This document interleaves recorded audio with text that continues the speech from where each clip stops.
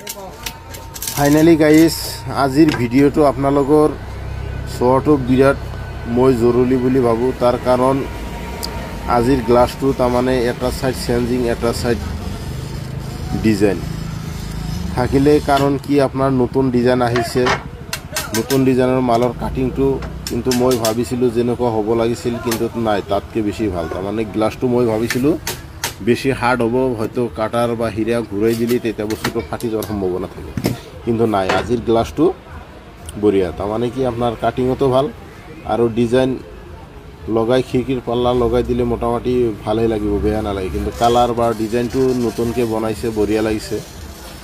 তো এনেধৰণে নতুন নতুন ডিজাইন গ্লাছ কাটিং ভিডিও চোৱাৰ জন্য আপোনালোকে এবাৰ হ'লেও এই চেনেলটো সাবস্ক্ৰাইব কৰি থব বা ফলো কৰি থব। হয়তো ভৱিষ্যতৰ কাৰণে আপোনালোকৰ এই ভিডিঅ'টোৰ জৰিয়তে কিবা অভিজ্ঞতা আহিব। তাৰ কাৰণ কি জানে, যে হয়তো আপোনাৰ এনেকুৱা কাটিং কৰি আছোঁ, মই সাৰা জিন্দগীতো এনেকৈ দোকান কৰি খাব নোৱাৰোঁ বা এনেকৈ গ্লাছ কাটিং নাথাকে। হয়তো এই ধৰণে চাই পেলাই আপোনালোকে ভৱিষ্যতে কৰি খাব পাৰিব। তো যিয়ে নহওক আপোনালোকে ভিডিঅ' চাওক, যদি ভাল লাগে আপোনালোকে লাইক কমেণ্ট শ্বেয়াৰ কৰক, আনজনকো দেখাৰ কাৰণে সুবিধা কৰি দিয়ক, তেতিয়াহে আপোনাৰ উন্নত হ'ব।